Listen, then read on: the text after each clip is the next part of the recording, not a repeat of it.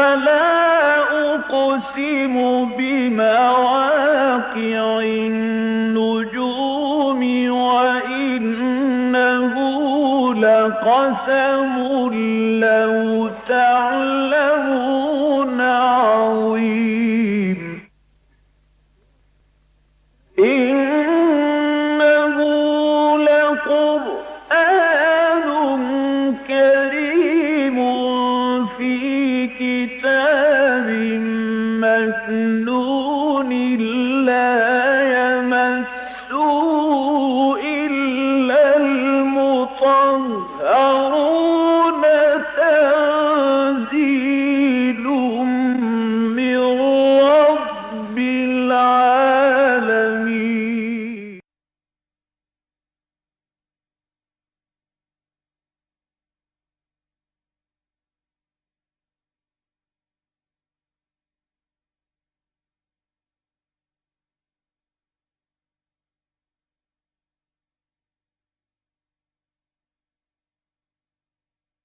رب اشرح لي صدري ويسر لي امري واحلل عقدة من لساني يفقهوا قولي.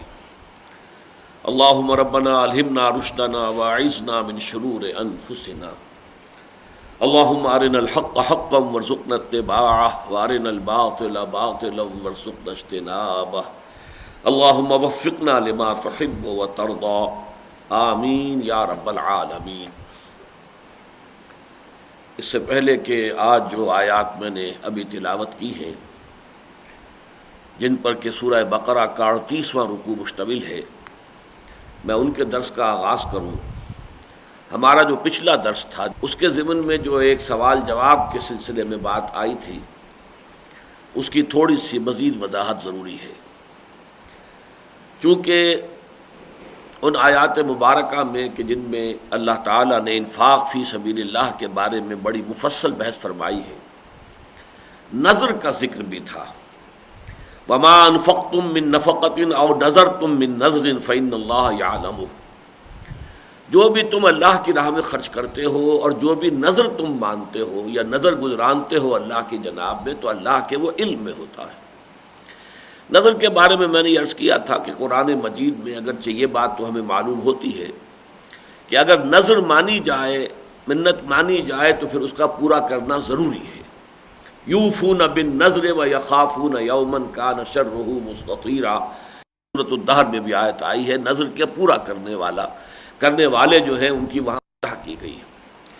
البتہ میں نے عرض کیا تھا کہ جہاں تک نظر کا اصلاً معاملہ ہے تو میری طبیعت کچھ اس کو قبول نہیں کرتی، مناسبت نہیں ہے میری طبیعت کو کہ اللہ کے ساتھ اس طرح کا معاملہ کیا جائے کہ اللہ اگر یہ میرا کام تو کر دے تو پھر میں تیرے لیے اتنی خیرات کروں گا، اتنی نفل پڑھوں گا یا اتنی عبادت کروں گا. اس طرح کی سودے بازی اللہ تعالیٰ کے ساتھ کرنا کچھ اچھا نہیں لگتا. اس پر سوال بھی آیا تھا، میں نے پھر عرض کیا تھا کہ میرے پاس دلیل کوئی نہیں ہے، لیکن میں تو صرف اپنا جو بھی ایک احساس ہے وہ میں نے آپ کے سامنے رکھ دیا ہے، لیکن میں اس کی حرمت کا کوئی اعلان نہیں کر رہا کہ نظر ماننا حرام ہے یا غلط ہے یا مکروہ تحریمی ہے، نہیں. لیکن یہ کہ بس میری طبیعت اسے قبول نہیں کرتی. اس اجتماع میں جو حضرات موجود تھے ان میں سے ہمارے ایک عزیز نے پھر مجھے حدیث نبوی جو ہے وہ پہنچا دی، جس سے کہ میرے اس خیال اور احساس کی پوری تائید ہو گئی. یہ حدیث قدسی ہے، یہ میں اب آپ کو پڑھ کر سنا رہا ہوں. یہ حدیث قدسی جو ہے احمد ابن حنبل کی رحمہ اللہ کے مسند میں موجود ہے. اس کے علاوہ بخاری شریف میں بھی موجود ہے، حضرت ابو ہریرہ سے بھی، حضرت عبداللہ ابن عمر سے بھی. لیکن بخاری میں جو یہ دو مقامات پر آئی ہے اس میں یہ صراحت نہیں ہے کہ یہ حدیث قدسی ہے، بلکہ یہ کہ نبی کی حدیث، نبی اکرم صلی اللہ علیہ وسلم کے قول کی حیثیت سے اس کو بیان کیا گیا ہے. جبکہ یہ حضرت ابو ہریرہ ہی سے، جبکہ مسند احمد ابن حنبل میں آئی ہے تو اس میں بالکل وضاحت ہے کہ یہ حدیث قدسی ہے، اور میں اسی کا متن آپ کو سنا رہا ہوں.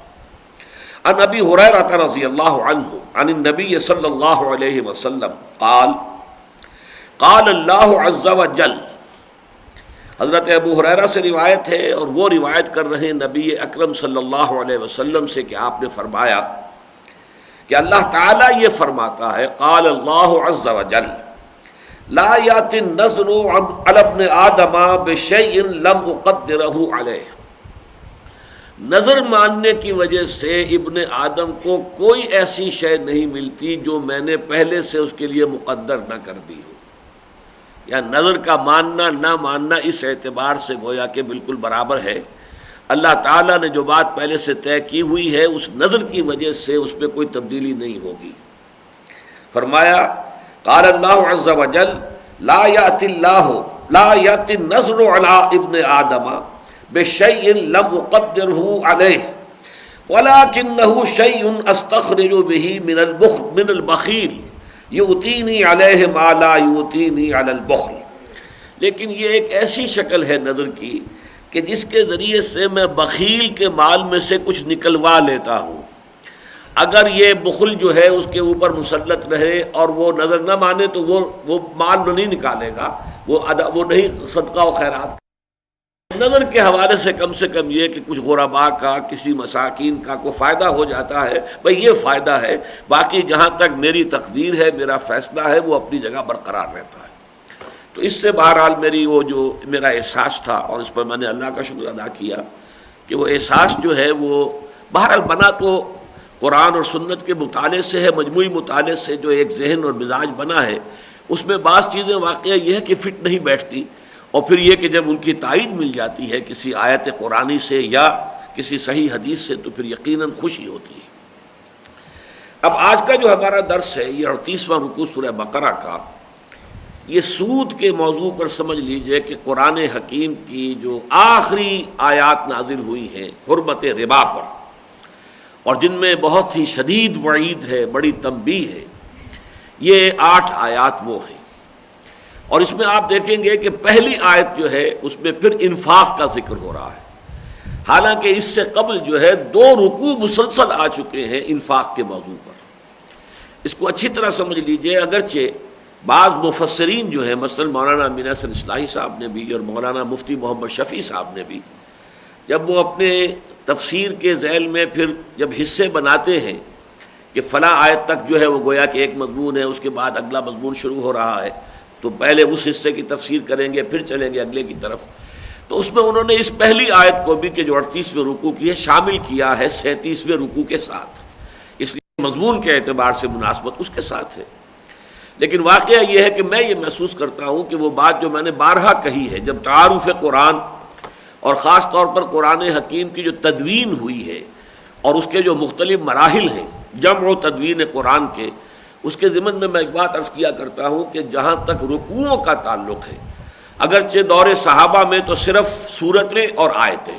صرف یہ تقسیم تھی، اور اس کے علاوہ احزاب تھے،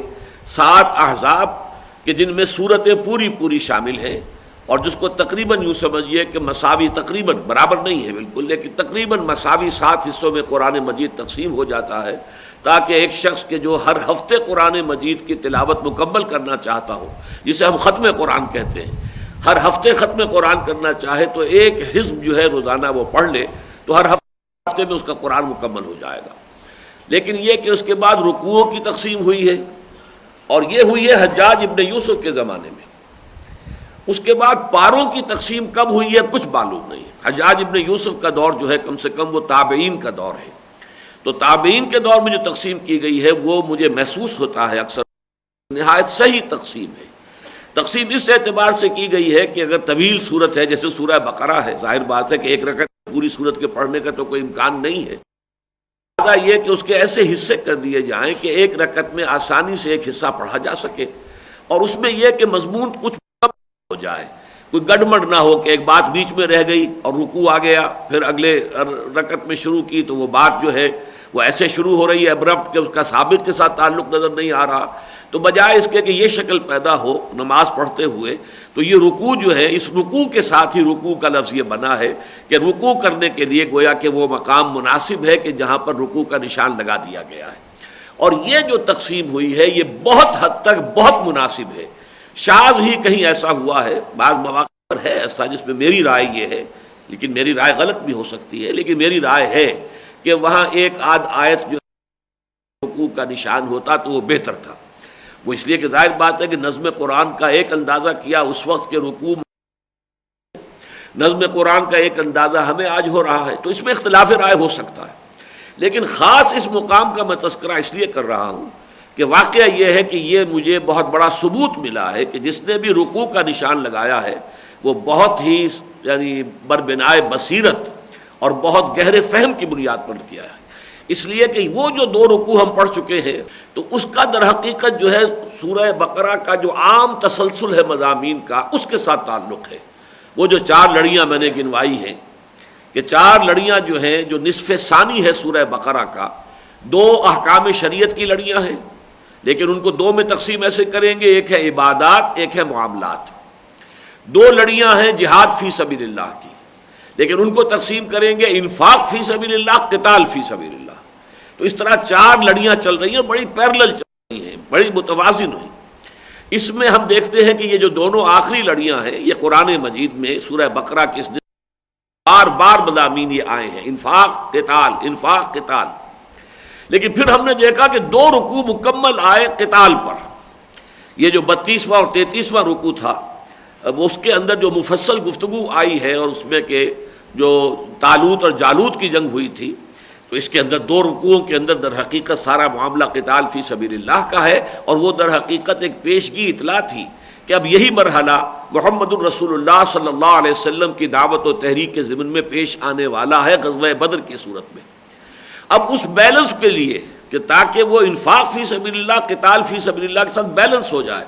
یہ مکمل 2 رکوع جو ہم پڑھ چکے ہیں، 36واں اور 37واں، یہ پھر انفاق فی سبیل اللہ کے بارے میں آ گئے، تو وہ توازن جو ہے ان دونوں لڑیوں کا مکمل ہو گیا۔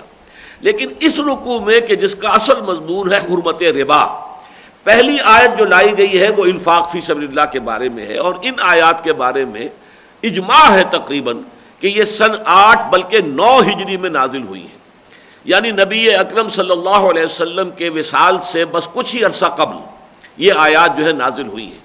جبکہ سورہ بقرہ کا عام طور پر زمانہ نزول جو ہے وہ ہجرت کے بعد متصلاً بعد سے لے کر غزوہ بدر سے متصلاً قبل ہے، عام زمانہ وہ ہے۔ تو یہ گویا کہ بالکل علیحدہ زمانے میں نازل ہوئی ہیں، اور ان میں یوں سمجھیے کہ لگ بھگ 6-7 سال کا فصل ہے، کسی ایک نسبت کے وجہ سے اور کسی مناسبت کی وجہ سے ان کو یہاں درج کیا گیا ہے، لیکن یہ کہ زمانہ نزول کے اعتبار سے تو بہت فرق ہے کہ باقی سورہ بقرہ جو ہے اکثر و بیشتر ہجرت کے متصلاً بعد سے لے کر اور غزوہ بدر سے متصلاً قبل تک نازل ہوئی، جبکہ یہ سن 8 یا 9 میں تو گویا کہ 6-7 برس کا فصل ہے۔ لیکن میں یہ سمجھتا ہوں کہ غالباً اسی لیے یہ ایک آیت یہاں پر شامل کی گئی، اور بہت سے ہمارے مفسرین کو یہ مغالطہ ہو رہا ہے کہ یہ آیات بھی گویا کہ پچھلے 2 رکوعوں کے ساتھ مسلسل ہے۔ حقیقت میں یہ ان آیات کے ساتھ کہ جن میں حرمت سود کا بیان ہوا ہے اس کے ساتھ ربط کی بنا پر یہ آیت لائی گئی۔ وہ آیت کیا ہے؟ الذین ينفقون اموالهم باللیل والنہار سرا وعلانیۃ، یقیناً وہ لوگ جو خرچ کرتے ہیں اپنے اموال رات کے وقت بھی اور دن کے وقت بھی اور خفیہ طور پر بھی اور اعلانیہ بھی، فلہم اجرہم عند ربہم، تو ان کے لیے تو ان کا اجر ہے جو محفوظ ہے ان کے رب کے پاس،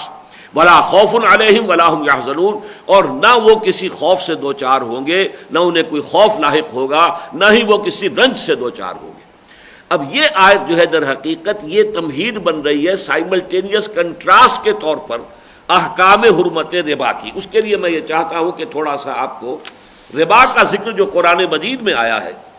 اور جس ترتیب سے آیا ہے، جس کی کہ آخری آیات یہ ہیں جو آج ہم پڑھ رہے ہیں، تو اس ترتیب کو آپ کے سامنے لانا چاہتا ہوں کہ ہر جگہ آپ یہ دیکھیں گے جہاں بھی ربا کے بارے میں کوئی بیان ہے وہاں ساتھ ہی انفاق کا ذکر بھی موجود ہے، گویا کہ یہ دونوں چیزیں ایک دوسرے کی ضد ہیں۔ وہ بعد میں عرض کروں گا کہ اس ضد کی بنیاد کیا ہے، متضاد ہیں ایک دوسرے سے، انفاق فی سبیل اللہ اور سود۔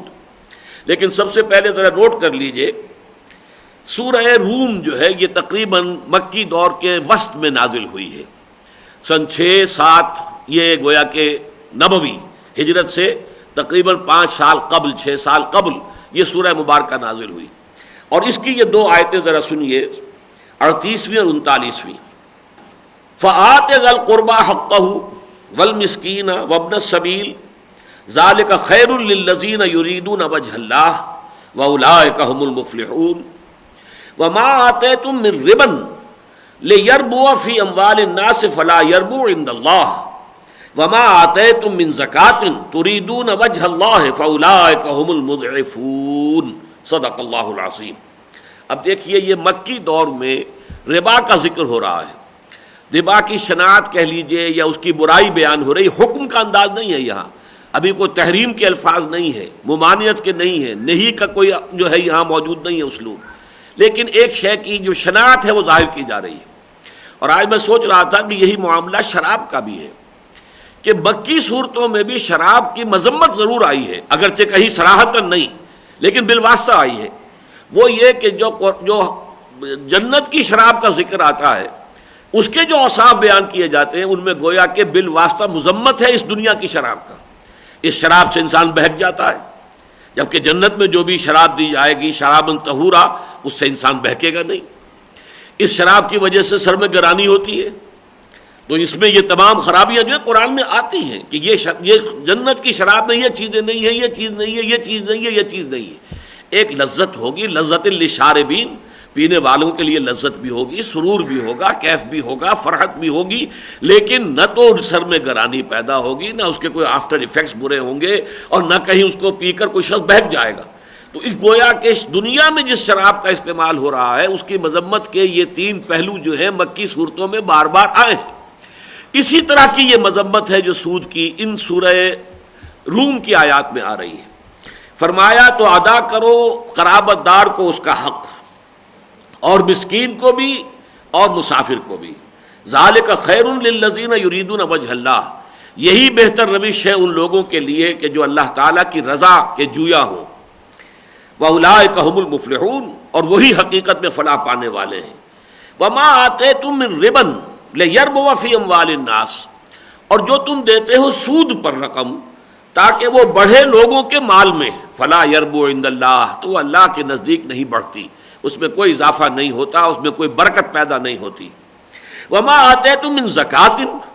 اور یہ جو تم زکوٰۃ اپنے تزکیہ نفس کے حصول کے لیے خرچ کرتے ہو اور دیتے ہو، حالانکہ یہاں بھی زکوٰۃ جو اصطلاحی معنی میں نہیں ہے،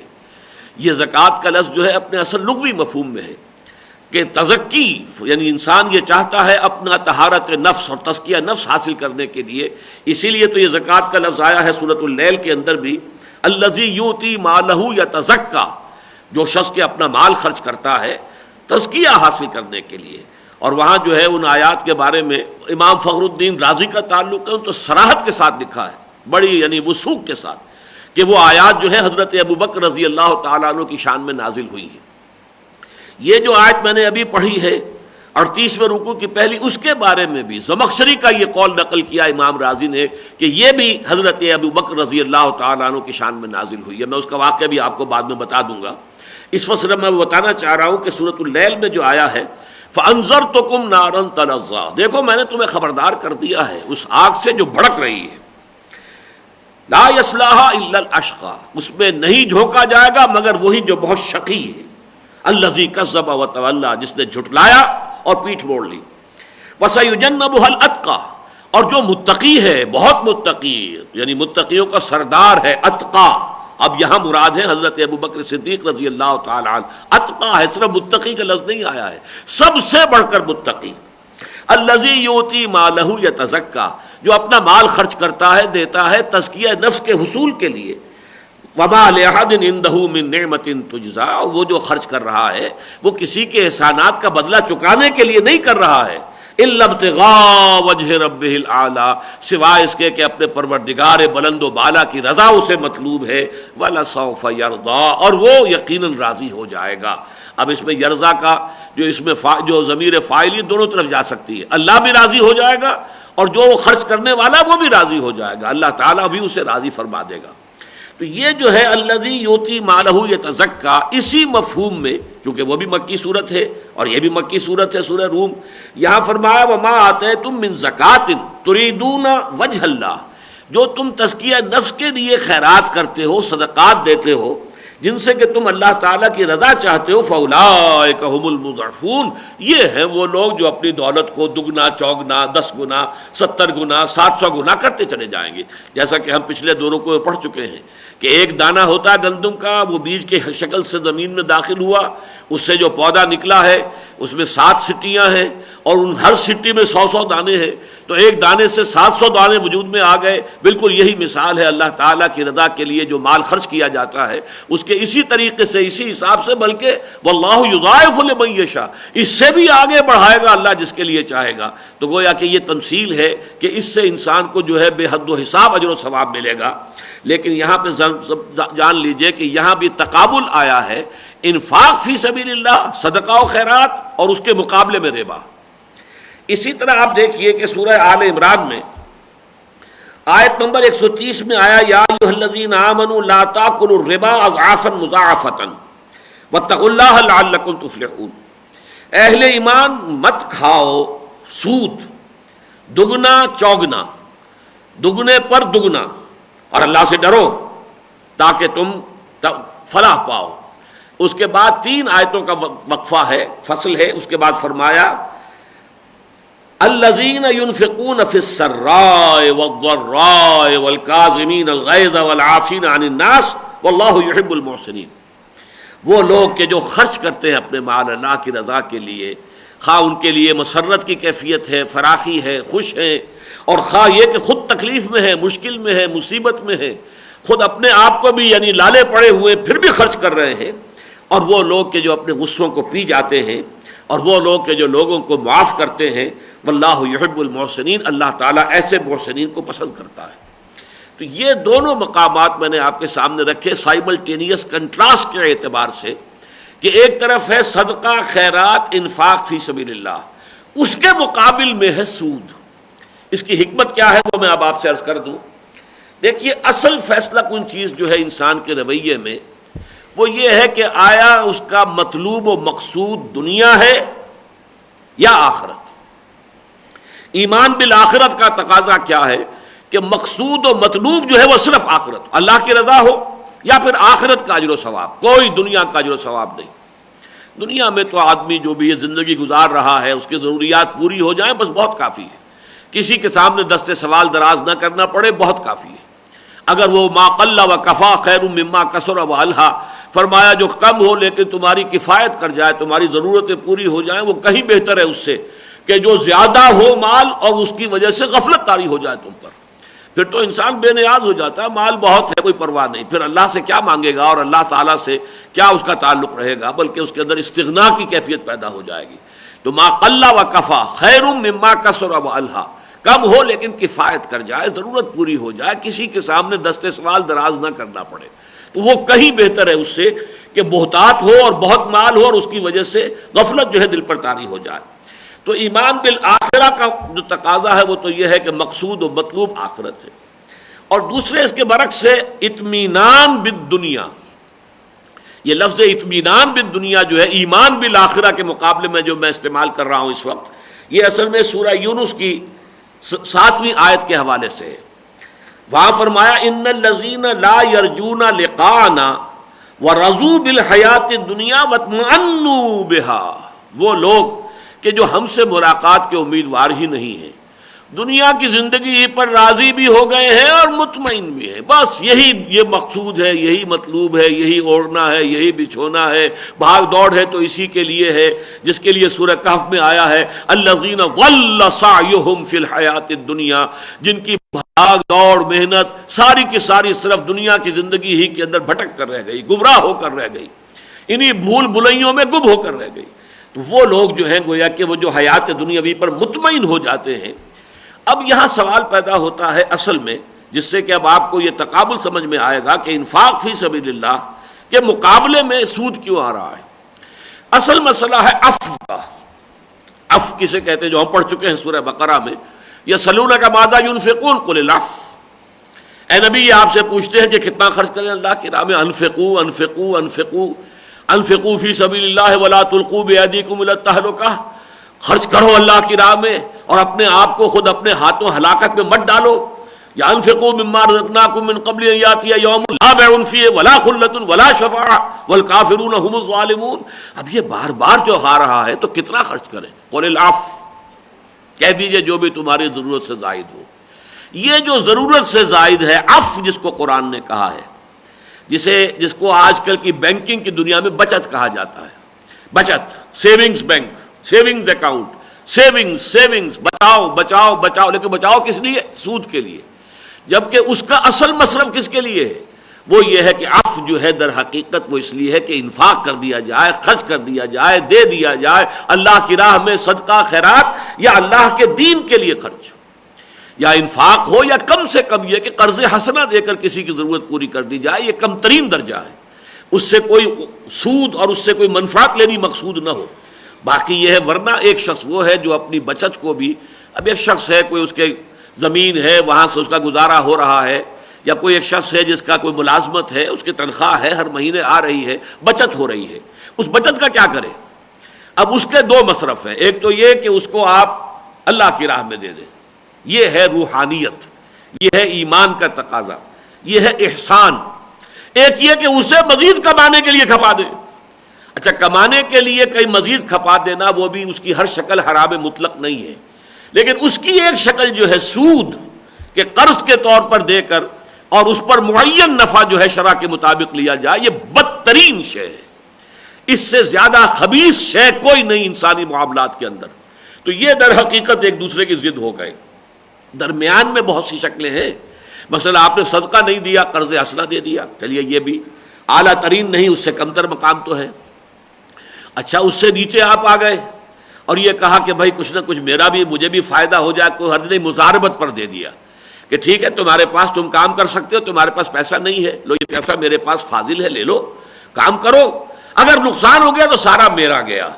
میں برداشت کروں گا پورے نقصان کو، اگر نفع ہو جائے تو کچھ مجھے بھی دے دینا، یہ مزاربت ہے۔ اس کو جائز کے درجے میں رکھا گیا ہے۔ در حقیقت اصلاً پسندیدہ یہ بھی نہیں ہے، پسندیدہ تو یہ ہے کہ قرض حسن دو اسے اور اس کو کہو کہ وہ اپنا کام چلا کر اپنی اصل رقم تمہاری واپس کر دے۔ اس سے بھی زیادہ اونچا مقام یہ کہ دے دو، صدقہ کر دو، خیرات کر دو، دے دو، مدد کرو، انفاق کرو۔ تو گویا کہ آپ دو درجے نیچے آ گئے ہیں کہ آپ مزاربت پر اپنی رقم دے رہے ہیں کہ اس سے آپ کو کوئی نفع اور کوئی جو آمدنی بھی مطلوب ہے کسی درجے میں، لیکن اس سے نیچے آ کر کہ میں آپ کو قرض دے رہا ہوں، آپ نے تو مجھے بہرحال اس شرح سے جو ہے وہ سود دینا ہے، یہ تو حرام ترین شے ہے، اس سے زیادہ حرام کوئی شے ہمارے دین میں نہیں۔ تو در حقیقت انفاق اور سود یہ ایک دوسرے کی کامل ضد ہے۔ اسی لیے آپ نے دیکھا کہ سورہ روم میں بھی پہلے انفاق کا تذکرہ ہوا اور پھر سود کا تذکرہ ہوا، پھر سود کے ساتھ ہی دوبارہ اللہ کی راہ میں اللہ کی رضا جوئی کے لیے خرچ کرنے کا معاملہ آ گیا، کیونکہ اصل مسئلہ اسی کا ہے۔ ایک آدمی جو ہے بس اس کی ضروریات پوری ہو رہی ہیں، اللہ کا شکر ادا کر رہا ہے، چل رہا ہے، ٹھیک ہے، اس کے پاس کوئی بچت ہے ہی نہیں، فاضل ہے ہی نہیں، معاملہ کوئی نہیں، اس کے لیے کوئی پرابلم پیدا نہیں ہوا۔ لیکن جس کے پاس کوئی فاضل جمع ہو گیا، اب یہ جو ایک مارکسسٹ ویلیو جو ہے اس میں بھی سرپلس ویلیو جو ہے، مارکسسٹ فلسفی کے اندر کی بھی اصطلاح ہے سرپلس ویلیو، میرے نزدیک اسلامی اقتصادیات کی اصطلاح جو ہے یہ سرپلس ویلیو یہ ہے بچت، عفو، جو تمہاری ضروریات سے بچ گیا ہے۔ اب اس کا مصرف جو ہے جیسا کہ میں نے عرض کیا 4 ہے اوپر سے نیچے تک۔ اعلیٰ ترین مصرف صدقہ، خیرات، انفاق فی سبیل اللہ، اس سے کم تر قرض حسن۔ علامہ اقبال نے ایک شعر میں اس لفظ کو قرض حسنہ کو لیا ہے، از ربا آخر چمی زائد فتن، کس نہ داند لذت قرض حسن۔ ربا کسے کہتے ہیں؟ حضور کی حدیث ہے، کل قرض یجر منفعتا فہو ربا، اگر کسی قرض سے کوئی منفعت حاصل ہو تو وہ ربا ہے۔ قرض حسن وہ ہے کہ جس سے آپ کوئی منفعت نہیں چاہتے، بس آپ کے پیش نظر یہی ہے کہ جو رقم آپ دے رہے ہیں وہ آپ کو واپس مل جائے۔ اس میں بھی آگے چل کر جو ہے درجہ بتا دیا جائے گا کہ اگر وہ جو مدیون ہے جس کے ذمے قرض ہے وہ بہت ہی بیچارہ لاچار ہو گیا ہے، قرض ادا نہیں کر سکتا ہے، تو ایک تو یہ کہ اس پہ تقاضے مت کرو کہ عین وقت پر وہ لازماً ادا کرے، اسے مہلت دیتے چلے جاؤ، اور نمبر 2 یہ کہ بھائی تم صدقہ ہی کر دو تو تمہارے لیے بہت بہتر ہے، کیوں نہیں تم اعلیٰ مقام اختیار کرتے۔ تو سب سے اونچا مقام صدقہ، خیرات، انفاق فی سبیل اللہ، نمبر 2 قرض حسن، نمبر 3 یعنی یہ تو ہے اوپر کے لیول، اب نیچے کے یہ نمبر 3 جو ہے نیچے آ گیا، اور وہ یہ ہے کہ مزاربت، بس کہ رقم دے دی ہے، کوئی شخص اپنا کام چلائے، اور اگر وہ رقم ڈوب گئی تو ساری تمہاری گئی، کوئی اس کے اوپر تاوان نہیں آئے گا کہ آپ کیسا ڈنڈ بھرو، میں نے تو اتنی رقم تمہیں دی تھی، میری اتنی رقم واپس کرو، نہیں، وہ واپس کرنے کا پابند نہیں ہے۔ قرض حسن وہ واپس کرنے کا پابند ہے، الا یہ کہ آپ خود معاف کر دیں، لیکن یہ جو ہے مضاربت کا، وہ جو اس اصل زر ہے جو آپ نے دیا اس کو واپس کرنے کا پابند نہیں ہے. اگر نقصان ہو گیا تو آپ کا ہو گیا، آپ کی رقم گئی. لیکن یہ ہے کہ چوتھا درجہ جو ہے نیچے جا کر وہ حرام مطلق ہے کہ آپ قرض دیں اور یہ کہیں کہ میری رقم بھی واپس کرنا اجل معین پر، اور اس کے ساتھ اتنا اضافہ مجھے چاہیے گا. یہ ہے وہ سود جس کی حرمت پر کہ یہ آیات نازل ہو رہی ہیں. سب سے پہلے مکی آیات میں ہم نے دیکھ لیا کہ اللہ تعالیٰ نے مذمت کر دی اس کی. وما آتیتم من ربا لیربو فی اموال الناس، جو تم سود پر دیتے ہو تاکہ تمہارا مال لوگوں کے مال میں بڑھے. تم نے قرض دیا کسی کو، وہ دکاندار ہے، وہ محنت کر رہا ہے، کوشش کر رہا ہے، صبح سے لے کے شام تک دکان پر بیٹھتا ہے، تو جو اس کا اپنا سرمایہ ہے وہ بھی کچھ تھوڑا سا بڑھ رہا ہے، تمہارا بھی بڑھ رہا ہے اس میں. تو تم یہ چاہتے ہو کہ تمہارا مال اس کے سرمایہ میں شامل ہو کر بڑھے، اس کی محنت سے بڑھے. تمہاری کوئی محنت شامل نہیں ہے، اس کے تو سرمایہ کے ساتھ اس کی محنت بھی شامل ہے. جبکہ تم صرف یہ چاہتے ہو کہ تمہارے سرمایہ کے بل پر تمہیں جو ہے نفع ملے، تو یہ چیز جو ہے پھر یہ اللہ تعالیٰ کے ہاں نہیں بڑھتا. وہ یہاں صرف اس درجے میں بات کہی گئی، گویا کہ اللہ کے ہاں یہ بات پسندیدہ نہیں ہے، اس سے آگے ابھی بات نہیں کی گئی. لیکن اس کے بعد فرمایا وما آتیتم من زکاۃ تریدون وجہ اللہ،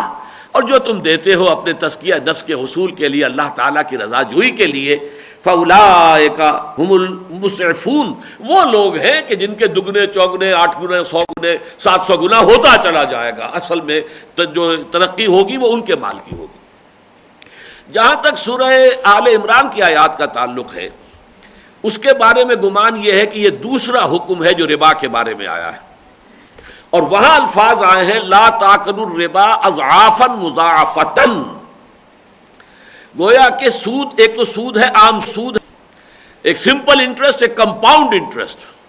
وہاں شکل یہ نہیں ہوتی تھی جیسے کہ یہ ہمارا حساب کتاب ہوتا، اور ہم بھی جب ہائی اسکول میں تھے تو یہ سود مرکب اور سود مفرد اس کے جو ہیں وہ سوالات حل کیا کرتے تھے. لیکن یہ ہے کہ اس وقت بھی یہ تھا کہ ایک شخص نے قرض لیا اور ایک مدت معین ہو گئی، 1 سال کے بعد یہ قرض واپس ہوگا اور اتنا اضافہ ہوگا اس میں. اب سال کے بعد وہ قرض ادا کرنے کی پوزیشن میں نہیں ہے، اب آ گئے صاحب میرا قرض واپس کیجیے. بھائی میں نہیں ابھی دے سکتا. اچھا تو میں 1 سال کی اور مہلت دیتا ہوں، لیکن اب جو ہے وہ دگنا ہوگا اس سے، اس کے اوپر جو اضافہ ہوگا. اب اس کے بعد وہ دوسرے سال بھی نہیں دے پایا، اب تیسرے سال کا آیا تو اب یہ 3 گنا ہوگا، 4 گنا ہو جائے گا. یہ جو اضعافاً مضاعفہ ہے جس کو ہم سود در سود کہیں گے، دونا چوگنا ہوتا ہوا سود، تو گویا کہ پہلے اس کو حرام کیا گیا، اس کی حرمت کی توجہ دلا دی گئی. یہ ایسے ہی ہے جیسے شراب کے بارے میں سورہ بقرہ میں صرف اتنا آیا کہ اسمہما اکبر من نفعہما. شراب اور جوئے میں کچھ خیر بھی ہے لوگوں کے لیے، مصلحتیں بھی ہیں، خاص طور پر جو اس پس منظر میں زمانہ جاہلیت میں جیسے کہ جوا کھیلا جاتا تھا اور شراب پی جاتی تھی، تو اس میں فقراء کے لیے منفعت تھی. لیکن یہ کہ اسمہما اکبر من نفعہما، ان کا گناہ کا پہلو جو ہے ان کے نفع کے پہلو سے بڑھ کر ہے. پھر اس کے بعد آ گیا لا تقربوا الصلاۃ وانتم سکارا. دیکھو جب شراب کے نشے میں ہو تو نماز کے قریب مت جاؤ. اس سے لوگوں نے سمجھ لیا کہ یہ اب کدھر جا رہا ہے، رخ بہاؤ کدھر ہے، اور بہت سے لوگ اسی وقت شراب سے تائب ہو گئے. اس لیے کہ جو چیز نماز کے راستے میں رکاوٹ بن رہی ہے اس سے زیادہ بری شے اور کون سی ہوگی. اور اس کے بعد پھر وہ آیات آئیں کہ جو سورہ مائدہ کے اندر ہے، اور آخری حرمت آ گئی.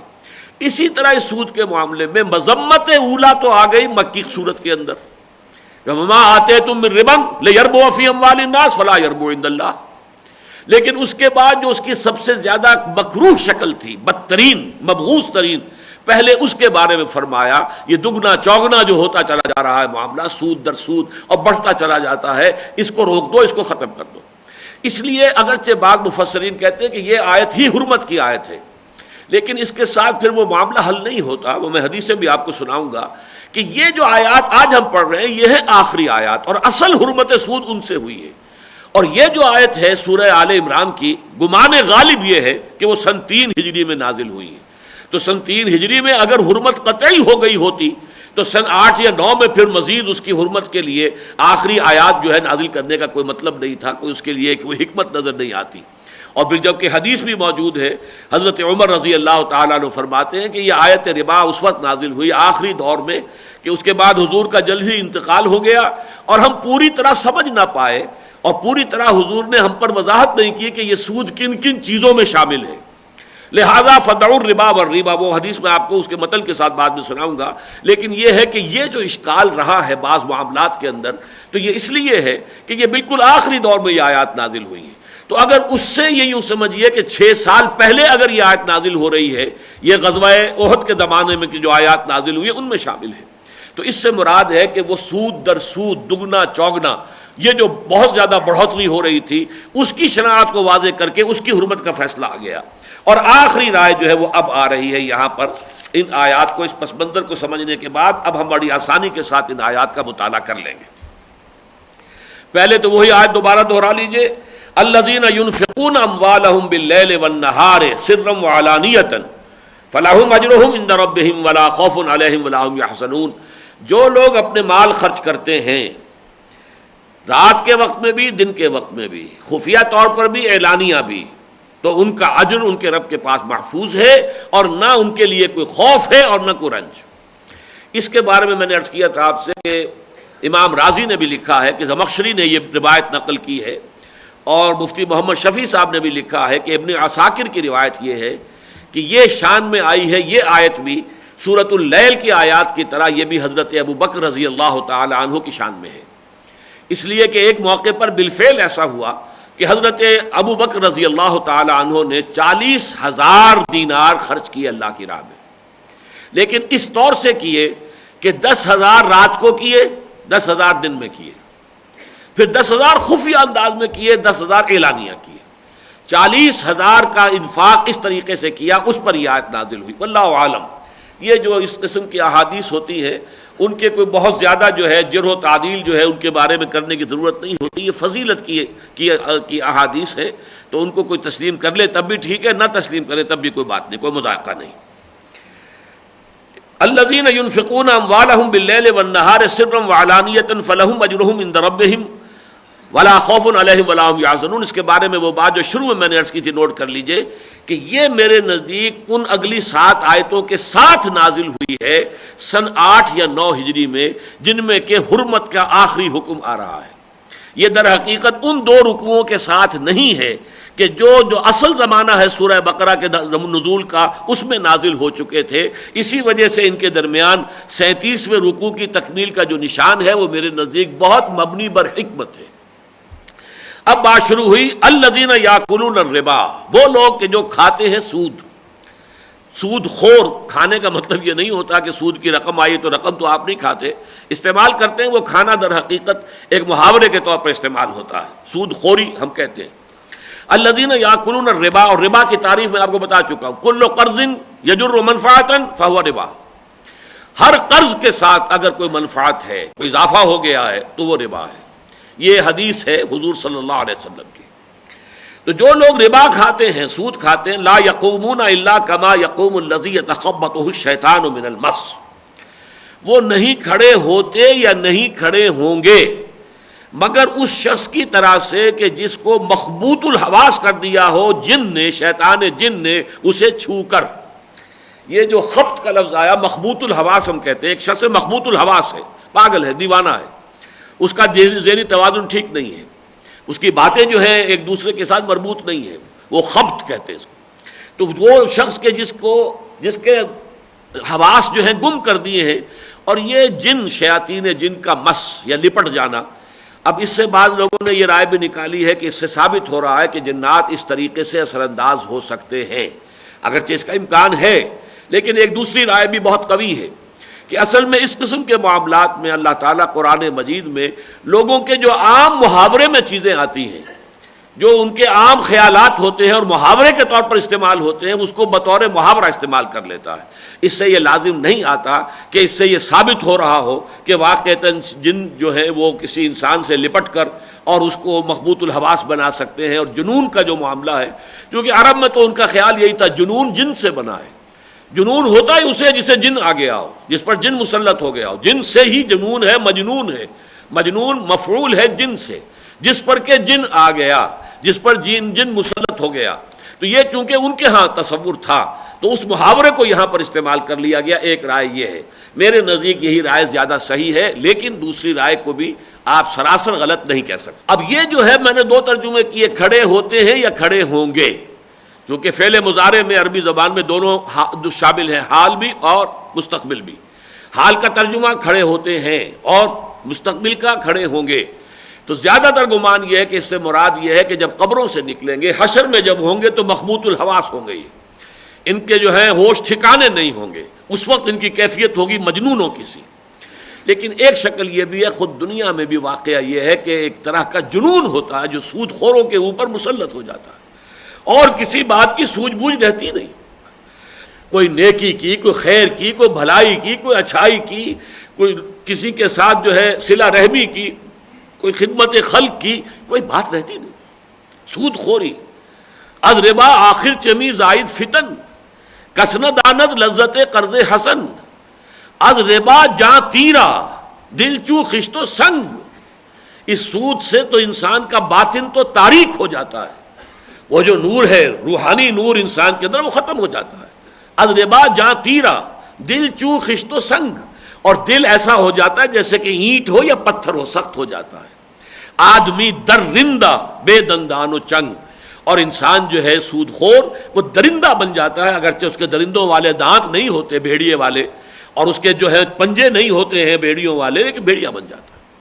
تو یہ واقعہ ہے کہ حقیقت ہے، اور اس کا ایک جھلک اگر دیکھنی ہو تو کبھی کسی سٹاک ایکسچینج میں جا کر دیکھ لیجئے، وہ سٹاک ایکسچینج میں جو پاگل نظر آتے ہیں وہاں پر لیا لیا لیا دیا دیا دیا ہر شخص چیخ رہا ہوتا ہے، بری طریقے سے معلوم ہوتا ہے کہ پتہ نہیں ان کو کیا ہو گیا ہے۔ یہ نقشہ کسی بھی سٹاک ایکسچینج میں جا کر کسی وقت بھی آپ دیکھ سکتے ہیں۔ تو واقعہ یہ ہے کہ یہ حال اور مستقبل دونوں کو کور کر رہا ہے۔ الذین یاکلون الربا لا یقومون الا کما یقوم الذی یتخبطہ الشیطان من المس ذالک بانہم قالوا انما البیع مثل الربا۔ اور یہ خاص طور پر اس لیے کہ انہوں نے یہ کہا، ان کی یہ رائے ہے، ان کا یہ قول ہے، ان کا یہ دعویٰ ہے کہ یہ بیع و شرع جو ہے، تجارت جو ہے، یہ بھی تو ربا کی طرح ہے۔ آپ نے 100 روپے کا جوتا خریدا، 110 کا بیچ دیا، 10 آپ کو بچ گئے۔ آپ نے 100 روپے کسی کو دیے، 110 لے لیے، 10 کی بچت ہو گئی آپ کو، کیا فرق ہے؟ یہ ہے حجت بازی، دلیل بازی، اور اسی سے در حقیقت آج کے دور میں کمرشل انٹرسٹ یا بینک انٹرسٹ جو ہے، اس کے لیے سارے جواز بڑے بڑے جو ہیں دانشور لوگ، خالد اسحاق صاحب جیسے وکیل کراچی کے، اور ایس ایم ظفر صاحب جیسے وکیل لاہور کے، انہوں نے جا کے جو آرگیومنٹس دیے فیڈرل شریعت کورٹ میں کہ یہ ربا نہیں ہے، یہ سود نہیں ہے، یہ کمرشل انٹرسٹ یا بینک انٹرسٹ جو ہے یہ نہیں، بلکہ وہ یوزری ہوتی تھی جو عرب میں ہوتی تھی، یا مہاجنی سود جو ہوتا ہے، یا یہ جو پٹھان جو ہے سود لیتے ہیں جس طریقے سے، وہ سود ہے کہ جس کو قرآن نے حرام کیا ہے۔ کاروباری سود، کمرشل انٹرسٹ، بینک انٹرسٹ، یہ سود نہیں۔ لیکن واقعہ یہ ہے کہ دونوں سود ہے، یوزری بھی انٹرسٹ بھی، دونوں ربا کے درجے میں، اور دونوں کا رواج موجود تھا نبی اکرم صلی اللہ علیہ وسلم کے زمانے میں جب کہ یہ ربا کی حرمت آئی ہے۔ ان کے جو کاروانس جاتے تھے، قافلے جاتے تھے تجارتی، تو ان میں دونوں طریقے سے لوگ انویسٹ کرتے تھے، پارٹنرشپ بیسس پر بھی، بھائی اتنی رقم میری بھی ہے، شامل کر لو، جو نفع ہوگا حساب سے مجھے بھی دے دینا، نقصان ہوگا تو ٹھیک ہے میں بھی برداشت کروں گا۔ اور کچھ لوگ کہتے ہیں ہم تمہیں رقم دے رہے ہیں، ہمیں تو اتنے فیصد تم نفع دینا ہے تم نے، باقی تم جانو کتنا نفع تمہیں ہوتا ہے، تمہیں 100% ہو جائے، ہمیں تو 10%، 15% دے دینا بس، لیکن ہم تو نفع لیں گے ہر شکل میں۔ یہ سود تھا، تو کاروباری سود بھی تھا، اور اپنے ذاتی ضروریات کے لیے جسے یوزری کہا جاتا ہے وہ بھی تھا، اور دونوں کو یکساں حرام کیا ہے قرآن مجید۔ تو یہ ان کا قول نقل ہو رہا ہے کہ یہ بیع بھی تو ربا کی طرح ہی ہے۔ فرمایا انما البیع مثل الربا واحل اللہ البیع وحرم الربا، حالانکہ اللہ نے حلال ٹھہرایا ہے سوداگری کو، تجارت کو، بیع و شرع کو، اور حرام کیا ہے ربا کو۔ اب یہاں خاص طور پر جو نوٹ کرنے کے قابل بات ہے وہ یہ ہے کہ اعتراض عقلی کیا گیا تھا، جواب عقلی نہیں ہے، ترک کو مانا ہے، اللہ نے یہ فیصلہ کیا ہے۔ گویا کہ اس میں منطق کیا ہے، پہلے تم یہ طے کرو کہ اللہ کو مانتے ہو کہ نہیں، محمد کو اللہ کا رسول مانتے ہو کہ نہیں، اور یہ قرآن اللہ کا کلام مانتے ہو کہ نہیں۔ اگر 3 باتیں مانتے ہو تو اعتراض کرنے کا کوئی حق تمہارا باقی نہیں رہا۔ واللہ یعلم وانتم لا تعلمون، اللہ جانتا ہے تم علم نہیں رکھتے۔ لا یحیطون بشیء من علمہ الا بما شاء، ابھی ہم پڑھ چکے ہیں آیت الکرسی میں، اس کی جو بھی علم میں سے کوئی شے، کوئی مخلوقات میں سے کوئی احاطہ کر ہی نہیں سکتے سوائے اس کے جو وہ خود چاہے۔ اس اعتبار سے جب اللہ کو مانا ہے، رسول کو مانا ہے، قرآن کو مانا ہے، تو اعتراض کرنے کا حق تمہارا ساقط ہو گیا۔ ہاں اگر اللہ کو نہیں مانتے، رسول کو نہیں مانتے، قرآن کو نہیں مانتے تو ہم اس کے بارے میں بات نہیں کریں گے، پہلے اس کے بارے میں بات کریں گے کہ مانو، ورنہ ان چیزوں کے بارے میں بحث کرنے کا کوئی فائدہ ہی نہیں۔ ہم تو اس کو مانتے اس لیے کہ اللہ نے حرام کیا ہے، باقی اس کے لیے عقلی دلائل بھی ہیں، لیکن یہاں قرآن مجید نے در حقیقت جو انداز اختیار کیا ہے وہ یہ ہے کہ انسان کو جب وہ کہ اسلام لے آئے، اللہ کو مان لے، اللہ کی کتاب کو، رسول کو، اب اس کو بے چون و چرا اطاعت کرنی چاہیے۔ سمجھ میں آ جائے نور علی نور، نہ سمجھ میں آئے تب بھی اطاعت تو کرنی ہے، وہ آپ کے سمجھ میں آنے پر موقوف نہیں ہوگی اطاعت۔ احل اللہ البیع وحرم الربا، اللہ نے حلال ٹھہرایا ہے بیع کو اور حرام کیا ہے ربا کو۔ فمن جاءہ موعظۃ من ربہ،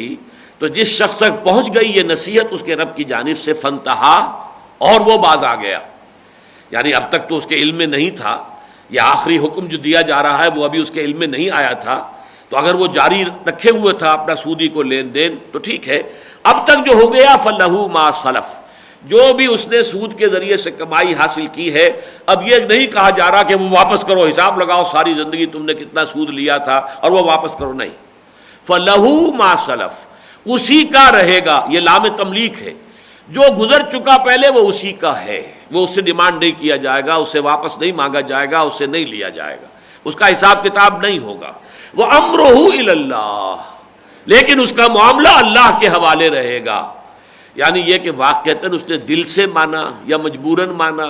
صرف ریاکاروں کے طور پر مانا، یا واقعتاً اللہ تعالیٰ پر ایمان، حقیقی ایمان اور آخرت کے یقین کی بنیاد پر مانا، یہ اللہ جانتا ہے، اور اس اعتبار سے اللہ تعالیٰ جو ہے پھر حساب کتاب لے لے گا ان سے۔ لیکن دنیا میں قانون شرعی کی حد تک جو بھی اس حکم کی آمد سے پہلے کے لین دین ہے وہ معاف ہے، ان کے اوپر کوئی اب جو ہے پکڑ نہیں ہوگی، کوئی قانونی اعتبار سے گرفت نہیں ہوگی، کوئی داروگیر نہیں ہوگی۔ فمن جاءہ موعظۃ من ربہ فانتہا فلہ ما سلف وامرہ الی اللہ ومن عاد، اور جو اعادہ کرے گا اب دوبارہ کرے گا ایسی حرکت، فاولئک اصحاب النار ھم فیہا خالدون، تو وہ ہوں گے آگ والے اور اس میں بھی ہمیشہ ہمیشہ رہنے والے۔ اس میں مولانا مفتی محمد شفیع رحمۃ اللہ علیہ نے ایک عمدہ تعویل کی ہے، اس لیے کہ چونکہ جو اہل سنت کا عقیدہ ہے وہ یہ ہے کہ جس شخص کے دل میں ایمان ہے، تھوڑا بھی ہے لیکن ہے، اور اس کے گناہ زیادہ ہیں، تو وہ جہنم میں تو ڈالا جائے گا، لیکن ایک وقت آئے گا کہ وہ نکال لیا جائے گا، وہ اپنے گناہوں کے بقدر سزا پا کر نکال لیا جائے گا، اور جو ایمان اس کے دل میں تھا اس کی بنا پر وہ جنت میں داخل ہو جائے گا۔ لہذا جو خلود فی النار ہے وہ صرف کفار کے لیے ہے، یعنی جن کے دل میں کوئی ایمان نہ ہو سرے سے، خلود جو ہے ہمیشہ ہمیشہ ہمیشہ ہمیشہ جہنم میں رہنا صرف ان کا معاشرہ ہے۔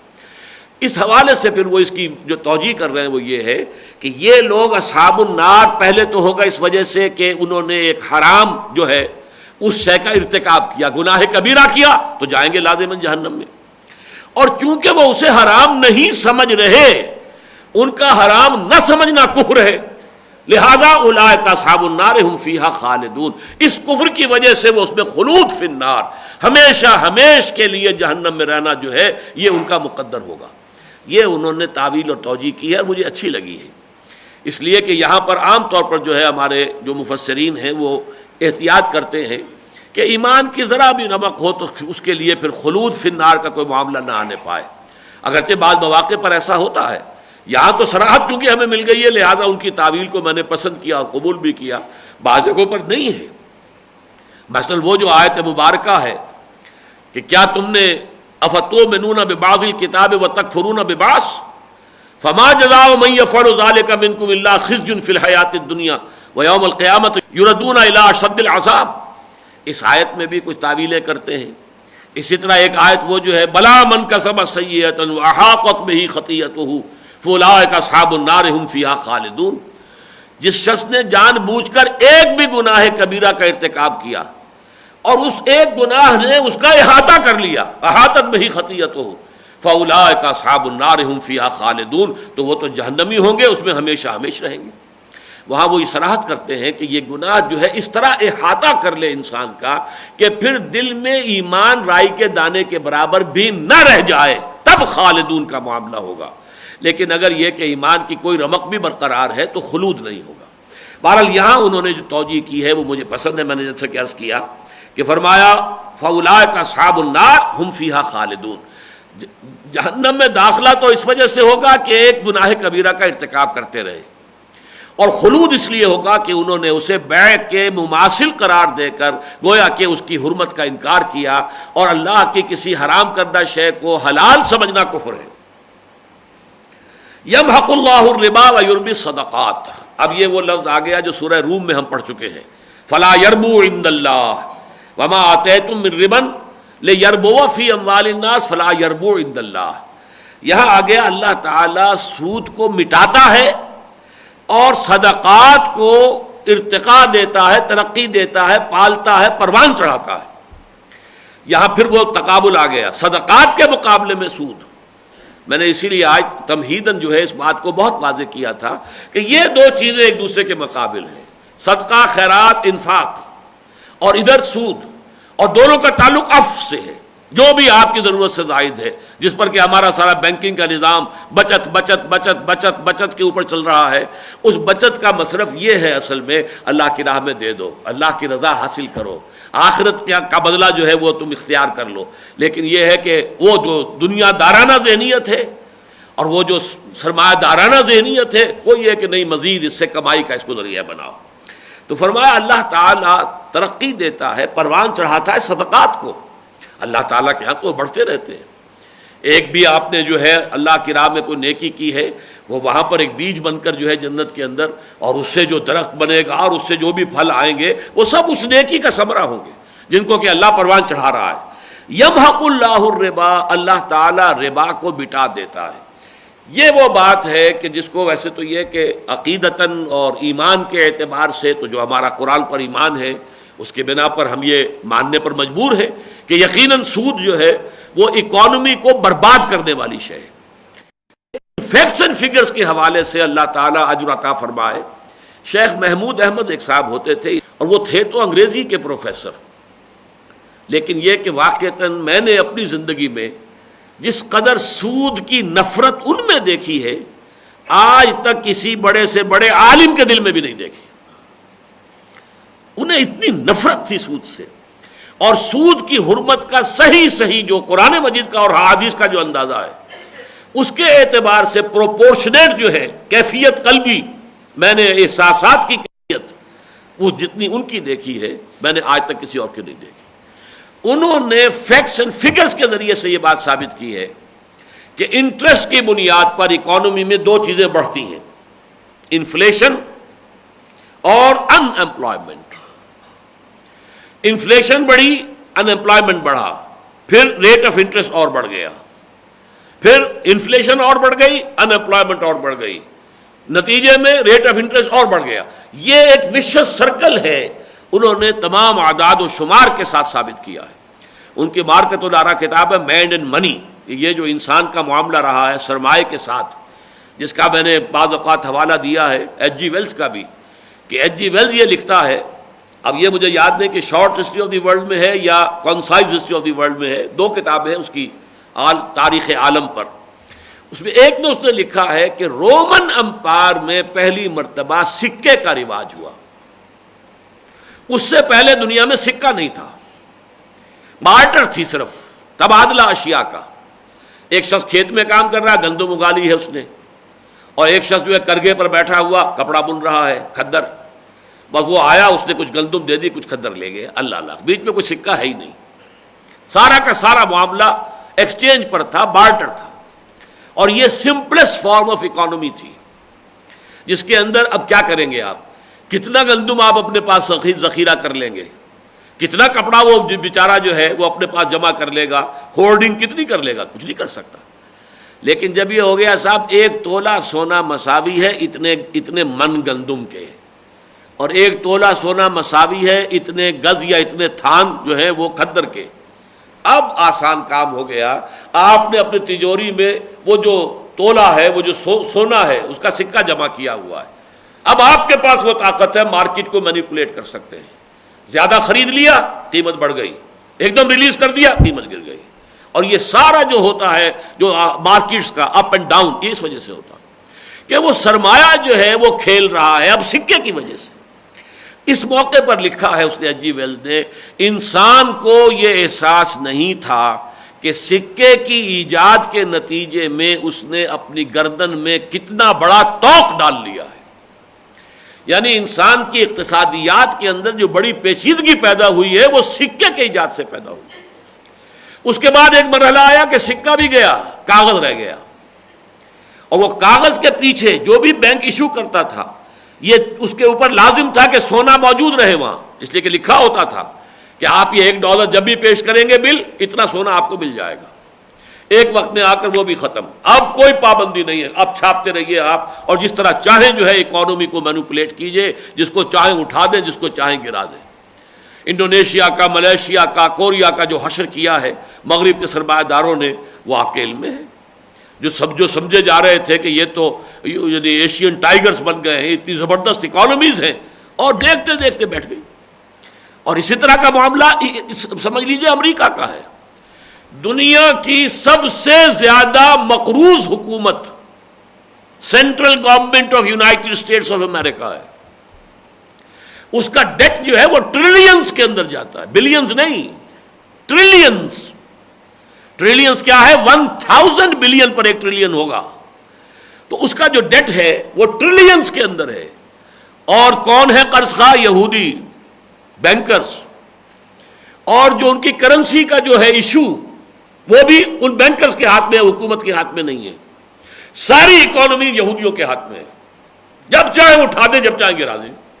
اور اس وقت جو ہے اکانومی بڑی اونچی جا رہی ہے، اور یہ ہے اور وہ ہے، یہ سب ایک بات ایسی ہے کہ یہ جیسے ورم ہوتا ہے انسان کے جسم پر چڑھ جائے، اس طرح کا حقیقی اکانومی نہیں ہے وہ تو یہ ہے کہ ایک جھٹکا لگے گا اور اس کے بعد معلوم ہوگا کہ اٹ از کرمبل ڈاؤن۔ جیسے حشر ہوا ہے یو ایس ایس آر کا، ویسا ہی حشر جو ہے وہ یو ایس اے کا ہو سکتا ہے جب یہودی چاہیں گے۔ اس لیے کہ بینکرز تو وہ ہے، گویا کہ جو لیور ہے وہ ان کے ہاتھ میں ہے۔ جیسے پھانسی کا تختہ ہو اور اس کے اوپر کوئی کھڑا ہے بیچارہ، ابھی گلے میں پھندا تو ہے لیکن وہ تو ایسے ہی کھڑا ہوا پھندا پاڑا، وہ اگر کوئی لیور ہے جس نے کہ ذرا سا ہلایا اور تختہ نکلا گیا۔ یہ حال ہو سکتا ہے جیسے یو ایس ایس آر کی اکانومی ہوئی ہے۔ ایٹمک پاور جو خلا کی تسخیر میں امریکہ سے بہت آگے نکل چکی تھی، اور اس کا اثر یہ ہوا کہ ڈبل روٹی نہیں ہے، روٹی نہیں کھانے کے لیے۔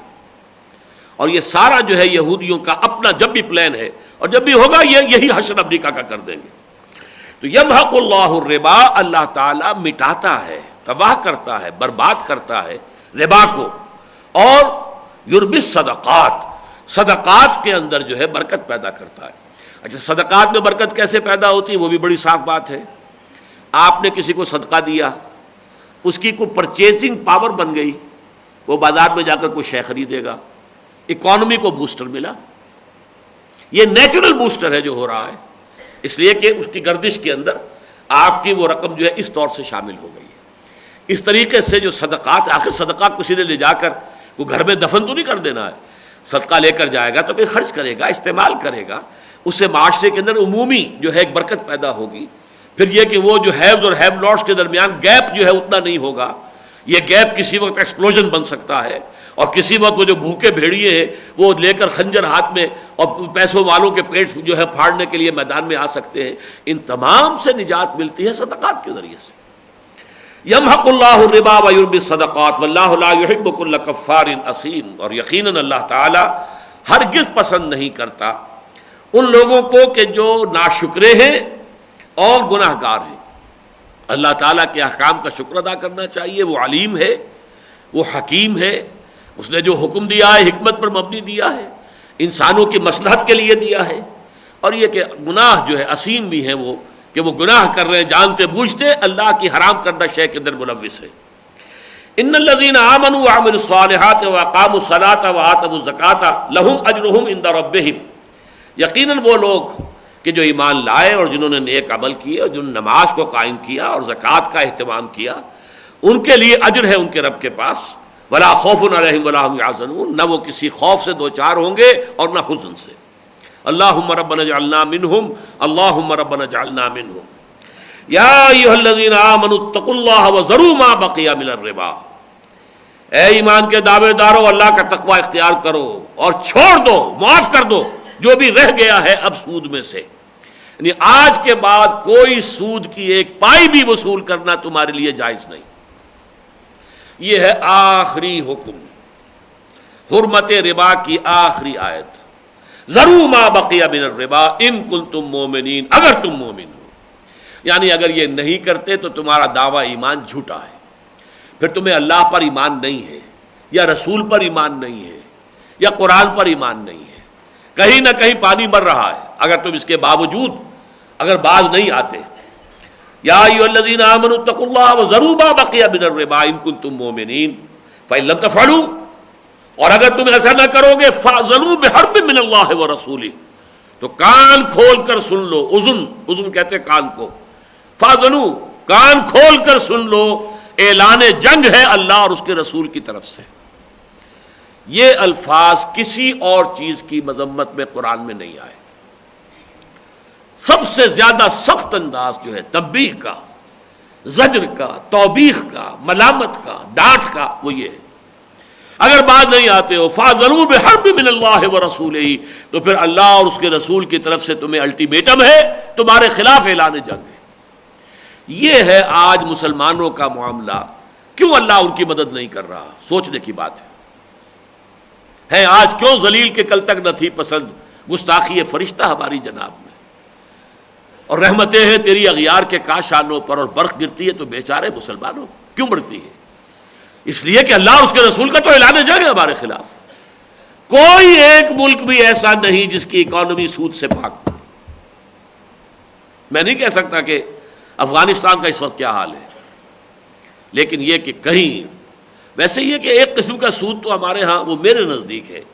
وہ ہمارے فقہ کے اندر بھی داخل ہو گیا ہے، بیک ڈور سے، چور دروازے سے بے معجل میرے نزدیک سود ہے کہ یہ گلاس نقد پہ لیتے ہو تو 10 روپے کا ہے، اور ایک مہینے کے بعد پیسے دو گے تو 11 روپے۔ یہ 1 روپیہ کیا ہے؟ عقل عام فیصلہ کرتی ہے یہ سود ہے۔ اگر اس کے بعد 10 روپے ہوتے تو وہ 11 کا سودا کر کے کیوں جاتا تم سے؟ گویا کہ تم نے 10 روپے اسے قرض دیے اور 11 لے رہے ہو، یہی سود۔ لیکن ہماری فقہ میں یہ جائز ہے۔ اس حوالے سے سود جو ہے، اور سود کی ایک اور شکل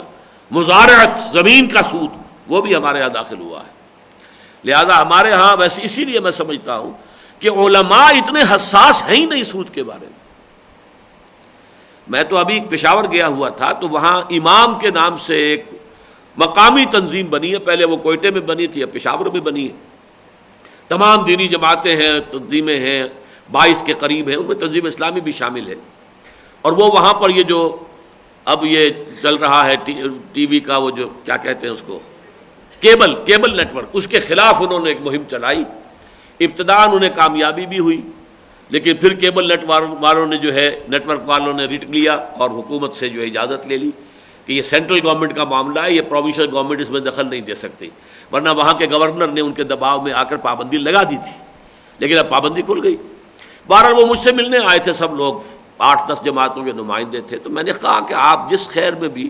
جس محدود پیمانے پر جو خیر بھی کریں، جس بدی کے خلاف بھی جد و جہد کریں، مبارک ہے، میں آپ کے لیے دعا گو ہوں، اور تنظیم اسلامی آپ کے ساتھ شامل رہے گی، لیکن ذرا سوچئے آپ کا حال یہ ہے کہ ذرا یہاں ایک پھنسی نکل آئی ہے تو بے چین ہو گئے، اور یہ آپ کو اندازہ نہیں کہ پورا خون فاسد ہو چکا ہے، اس کی پرواہ نہیں۔ یہ ایک جو ہے کیبل نیٹ ورک سے فحاشی پھیلے گی، بدماشی پھیلے گی، بے حیائی پھیلے گی، ٹھیک ہے میں جانتا ہوں، اور وہ تو اور ضروروں سے پھیل رہی ہے۔ آپ کے ہاں جو اینٹینے لگے ہوئے وہ کیا لے کر آ رہے ہیں؟ انٹرنیٹ کیا لے کر آ رہا ہے؟ اب تو یہ کہ یوں سمجھیے جس کے پاس کمپیوٹر ہے اسے اور کسی شے کی ضرورت ہی نہیں،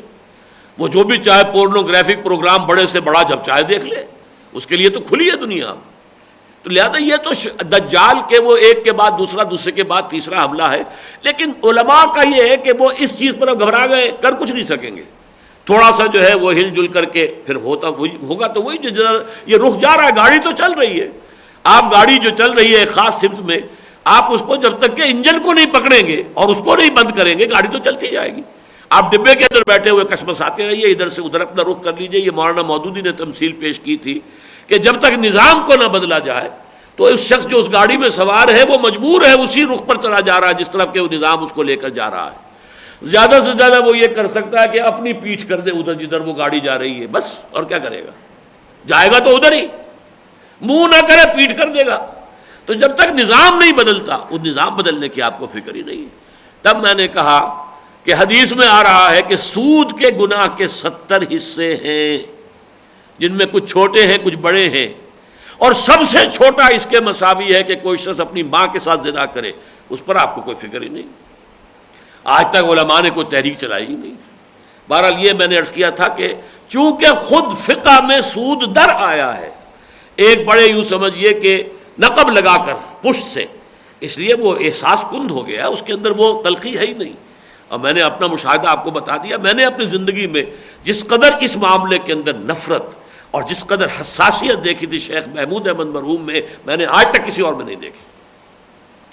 تو اگر بات نہیں آتے تو فَاذَنُوا بِحَرْبٍ مِّنَ اللَّهِ وَرَسُولِهِ وَإِن تُبْتُمْ فَلَكُمْ رُءُوسُ أَمْوَالِكُمْ، اگر تم توبہ کرو، واقعتاً باز آ جاؤ، تو تمہارے لیے تمہارے راس المال جو ہے ان کا حق برقرار رہے گا، اصل مال تم لے سکتے ہو۔ لا تظلمون ولا تظلمون، نہ تم ظلم کرو نہ تم پر ظلم کیا جائے۔ راس المال جو ہے دبا لینا یہ تم پر ظلم ہو جائے گا، راس المال پر زائد لینا یہ تمہارا ظلم ہوگا اس پر کہ جو مقروض ہے تمہارا۔ لہذا دونوں طرف سے اللہ تعالیٰ عدل کا معاملہ کر رہا ہے۔ لا تظلمون ولا تظلمون، نہ تم ظلم کرو کہ سود لو، نہ تم پر ظلم کیا جائے کہ تمہارا راس المال بھی ضبط کر لیا جائے۔ وَإِن كَانَ ذُو عُسْرَةٍ، ہاں اگر وہ ہو جو مدیون ہے، مقروض ہے، وہ اگر تنگی میں ہے، تنگ دست ہے، نہیں ادا کر سکتا، فَنَظِرَةٌ إِلَىٰ مَيْسَرَةٍ، تو اسے مہلت دو، انتظار کرو یہاں تک کہ اس کے اندر فراخی اور کشائش پیدا ہو جائے۔ اگر اس کے ہاں آسان حالات اچھے ہو جائے تب واپس کر دے گا۔ اب ظاہر بات ہے کہ اس میں آپ سود نہیں بڑھا سکتے، سود تو حرام ہی ہو گیا ہے۔ اب جو مہلت ہوگی وہ کسی سود کے عوض نہیں ہوگی، بلا سودی مہلت ہوگی کہ جو دی جائے گی۔ ٹھیک ہے بھائی، ابھی آپ نہیں دے سکتے، ٹھیک ہے، جب آپ کا ہاتھ جو ہے ذرا کھل جائے، آپ کے لیے ممکن ہو، آپ کے لیے وسعت پیدا ہو جائے، دے دیجیے گا۔ لیکن اس سے بھی اگلا مقام وہ جو میں نے گنوایا تھا نا اوپر کا ٹاپ کا، وَأَن تَصَدَّقُوا خَيْرٌ لَكُمْ، اگر تم بخش ہی دو، صدقہ کر دو، یہ تمہارے لیے کہیں بہتر ہے۔ کیوں؟ تمہارا تو یہ عفو تھا، تمہارا یہ سرپلس مال تھا، جس کے لیے کہ اصل جو اللہ تعالیٰ کو مطلوب ہے اور پسند ہے وہ تو یہ ہے کہ وہ ہے اس لیے کہ انفاق کر دیا جائے۔ یسألونک ماذا ينفقون قل العفو۔ تو بہرحال تم نے جو بھی کیا، اب اگر تم نے اللہ تعالیٰ کی طرف سے اس حرمت کے حکم کے آنے کے بعد توبہ کر لی ہے تو ٹھیک ہے، راس المال تمہارا تمہیں مل جائے گا۔ لیکن اگر کوئی مقروض اتنا برا حال میں ہے، اس قدر سخت ہے اس کی کیفیت ہے، وہ ادا نہیں کر سکتا ہے، تو بہتر ہے کہ معاف کر دو، بخش دو۔ وَأَن تَصَدَّقُوا خَيْرٌ لَكُمْ إِن كُنتُمْ تَعْلَمُونَ، یہی تمہارے لیے بہتر ہے اگر تم سمجھو، علم رکھتے ہو۔ اس سے علم سے کون سی مراد ہے؟ علم آخرت۔ اگر آخرت کا یقین ہے تو جو کچھ اجر و ثواب وہاں ملنے والا ہے اس کا تمہیں کوئی بھی اندازہ ہے تو تمہیں معلوم ہوگا کہ یہ کہیں بہتر ہے کہ اللہ کی راہ میں صدقہ کر دو۔ وَاتَّقُوا يَوْمًا تُرْجَعُونَ فِيهِ إِلَى اللَّهِ، اس کے بارے میں آتا ہے کہ یہ آیت آخری ہے جو قرآن کی نازل ہوئی ہے۔ اور ڈرو اس دن سے جس دن کے تم لوٹا دیے جاؤ گے اللہ کی طرف۔ وَاتَّقُوا يَوْمًا، اب یہ آیت جو ہے اس طرح کی پہلے بھی آ چکی ہے۔ وَاتَّقُوا يَوْمًا لَا تَجْزِي نَفْسٌ عَن نَفْسٍ شَيْئًا وَلَا يُقْبَلُ مِنْهَا عَدْلٌ وَلَا تَنْفَعُهَا شَفَاعَةٌ وَلَا هُمْ يُنصَرُونَ، دو مرتبہ جو ہے یہ چار چیزوں کی نفی مطلق آ چکی ہے، اسی لیے یہاں فرمایا وَاتَّقُوا يَوْمًا تُرْجَعُونَ فِيهِ إِلَى اللَّهِ، ڈرو اس دن سے جس دن کہ تمہیں لوٹایا جائے گا اللہ کی طرف۔ ثُمَّ تُوَفَّىٰ كُلُّ نَفْسٍ مَا كَسَبَتْ، پھر پورا پورا بھرپور دے دیا جائے گا ہر جان کو جو کچھ کہ اس نے کمائی کی ہوگی۔ یہ وفا یفی، اوفا یوفی، وفا یوفی، استوفا یستوفی، اس کی جو مختلف شکلیں آتی ہیں، صرف ان کی پہچان نہ ہونے کی وجہ سے قادیانیوں نے بہت سے مسلمان نوجوانوں کو گمراہ کیا کہ دیکھو حضرت عیسیٰ کے لیے انی متوفی کا ورافع کا الیہ، وہ تو وفات ہو گئی۔ اب اس لفظ کی جو کیفیتیں بدلتی ہیں، وفا پورا کرنا، وفا یفی، اوفا یوفی پورا پورا دے دینا، وفا یوفی اور زیادہ زور دے کر پورا پورا دے دینا، توفا یا توفا پورا پورا لے لینا، استوفا یستوفی پورا پورا لے لینا، اوفا یوفی اور وفا یوفی پورا پورا دے دینا، اور توفا یتوفا اور استوفا اور یستوفا یہ ہے پورا پورا لے لینا. تو یہاں وفا ہے. ثم توفا کل نفس ما کسبت، جس دن کے پورا پورا دے دیا جائے گا ہر جان کو جو بھی کچھ اس نے کمایا ہوگا. وہم لا یظلمون، اور ان پر کوئی ظلم نہیں کیا جائے گا. اب میں چاہتا ہوں چند احادیث آپ کو سنا دوں جس سے اس گناہ کی وسعت اور اس کی شناعت کا کچھ اندازہ آپ کو ہوگا نبی اکرم صلی اللہ علیہ وسلم کی زبان مبارک سے. شناعت کے لیے پہلے دیکھیے، عن عبداللہ ابن مسعود رضی اللہ عنہما قال لعن رسول اللہ صلی اللہ علیہ وسلم آکل الربا وموکلہ. هذه روایت مسلم وفی روایت الترمذی وابی داود وابن ماجہ لعن آکل الربا وموکلہ وشاہدیہ وکاتبہ. یہ جو مسلم شریف کی روایت ہے حضرت عبداللہ ابن مسعود سے، اس میں تو حضور کے یہ الفاظ نقل ہوئے ہیں کہ حضور نے لعنت فرمائی ہے اللہ کے رسول نے صلی اللہ علیہ وسلم سود کے کھانے والے پر بھی اور سود کھلانے والے پر بھی، جو سود دیتا ہے وہ بھی. لیکن یہی روایت جو ہے ترمذی میں اور ابو داؤد میں اور ابن ماجہ میں ہے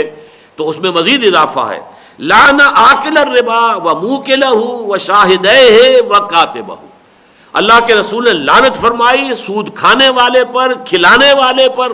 اور سودی لین دین پر گواہی کے دینے والوں پر اور اس کے لکھنے والے پر. اللہ تعالیٰ اپنی حفاظت میں رکھے. اب اس سے اس کی جو اندازہ کیجئے، جو بینکوں میں بیٹھ کر کر رہے ہیں، جو اے جی آفس میں بیٹھ کے کر رہے ہیں، جو کہیں جو ٹیکسٹائل مل کا اکاؤنٹنٹ ہے، کیا کر رہا ہے؟ لکھ رہا ہے، مجبور ہے. لیکن ظاہر بات ہے کہ درجے رہیں گے، یہ سب کے سب بالکل برابر نہیں ہوں گے. اس میں یقیناً ایک شخص وہ ہے جو براہ راست لے رہا ہے یا براہ راست دے رہا ہے، ایک وہ ہے کہ جو بالواسطہ اس میں ملوث ہے. اس بالواسطہ ملوث ہونے میں بھی درجے مختلف ہوں گے. ایک ہے بینک کی ملازمت،